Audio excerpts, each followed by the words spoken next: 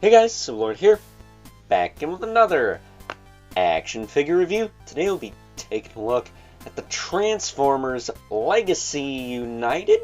Question mark. Not 100% sure on that because Legacy lasted 3 years, whereas Kingdom lasted 1, and we're only 1 deep into Age of the Prime. So if I'm wrong, well, it'll be right in the title. But as far as I know, it's Legacy United. I believe we went Legacy, Evolution, then United. But today we're going to be taking a look at the animated universe Voyager class Motormaster. Because I can't afford the G1 looking one because all you sons of guns want $200 to $300 for it. Fingers crossed that gets a reissue because Breakdown is, and I do have the other Stunticons at this point, so it would be nice to finish that. Just like I finished Superion, which you haven't seen yet, but yeah, spoiler alert, I got Superion sitting off camera here. But before I get too far ahead of ourselves with random side tangents, why don't we cut right to the chase and get into the meat and potatoes of this review and take a look, see at all Motormaster has to offer in terms of accessories, starting off as trusty axe here, which I guess can double as a gun because it does have a barrel at the end. And all you gotta do is pull his handle out. Now it's full-blown axe. I guess this guy is a retool of Animated Optimus, which I kind of want now because this figure is freaking solid, dude. Look at the back. No kibble whatsoever. Unless you want to count the siren, which odd that the Decepticon has a siren, but whatever. And not for nothing, he looks like freaking Lemmy from Motorhead. Or Lobo from DC Comics, whichever. But can you believe that it's been 10 years since we lost the late great Lemmy Kilmister? That's wild to me. And 15 since we lost Dio. Either way. As far as his articulation goes, his head, surprisingly, gets a lot of range for being literally a brick. You can look up and down, you can tilt. Look side to side. I'm pretty sure it's on a double ball peg. Don't quote me on that. Shoulders go out. Back down. They'll rotate forward and back. He's got a bicep swivel. Not the most sightly thing, but it does work. His elbows double jointed because of the transformation. So that's cool. He's got, I think, ball hinge or ball jointed wrists. I mean, they do move in and out a little bit, but they do rotate as well. He does have a waist cut. Works pretty well. Hips. That'll kick out to the side. Back down. Forward. Back. He's got a thigh cut. Single jointed knee. But you get way more than 90 out of it because there's no kibble. Like I said, super clean robot mode. Like, these animated figures, I'm just going to assume kick the crap out of the Prime Universe ones, and I kind of wish I got in on them when they were new. I got this guy on clearance on Amazon for like half price, so I wasn't going to pass that up. He does have ankle tilt, he does have ankle hinge, that does work. It moves forward, it moves back. It's mostly due to the transformation joints, but I'll take it. A very cool figure though. A very, very cool figure. Let me give him his axe, which this axe is kind of a pain in the nuts to get in his hands, so I'm going to actually compress it down. That way my life is a little easier.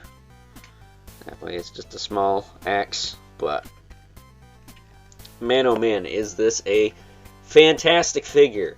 I don't know, I think this guy came out in 2024. But so did the Transformer I got from my lovely Aunt Tammy this past Christmas season. So it's kind of tough to pick a favorite. I think Silverbolt came out in 24 as well. So, you know, there's a couple of pretty good hits outside of the typical, you know, G1 side of things, at least for me. And this guy is one of them. Probably say him, Silverbolt, and the one you haven't seen yet are my top 3 for that year. Even though, you know, not perfect, but at least in Thundertron and Motormaster's case, they're pretty close to perfect. But before I wrap this up, let's bring in our 2 regulars. We got the Mythic Legion's Brother Mandibilith.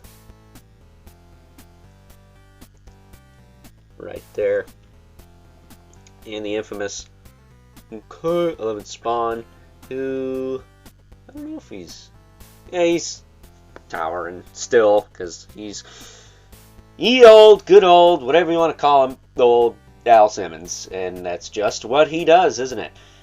So that being said, it's time now that we wrap things up with some final thoughts.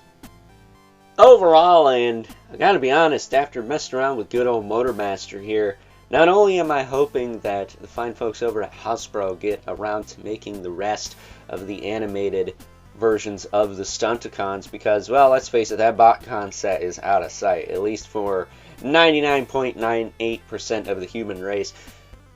Not only that, though, I'm kind of kicking myself for not getting the other animated universe characters from this line.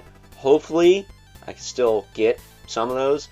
I know Prowl was kind of a pain in the nuts to get.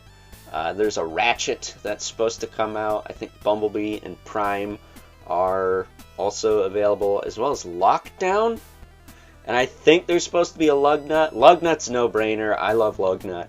I think I'm going to have to pre-order that one if that becomes a reality. But at the end of the day, I think I'm all in on this animated universe line. I have some of the original toys, but none of the characters that they've made currently, so I could easily fudge them in with those if I wanted to. But yeah, Motormaster here is freaking solid. He is a sick figure.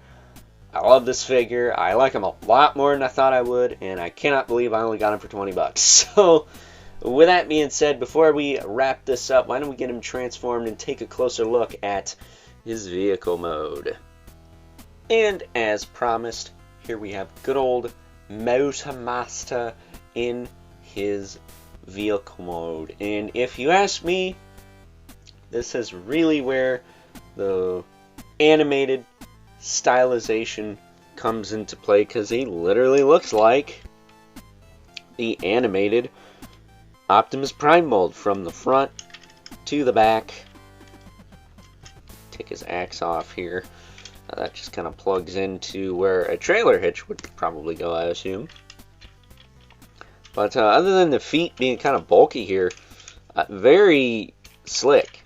Everything compacts together nicely.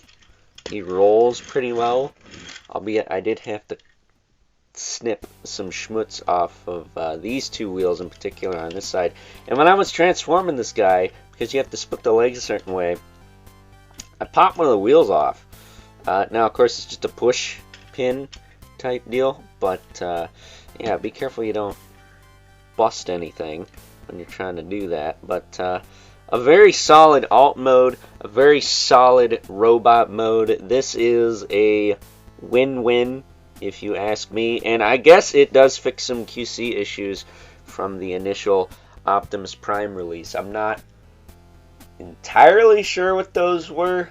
I don't know if there were loose bits or something didn't fit together quite right, but this guy is solid through and through. It's just I popped a wheel off trying to transform him, but I guess that's on me, right? So with that being said, hope you guys enjoyed this review. Until next time, I'll catch you guys later.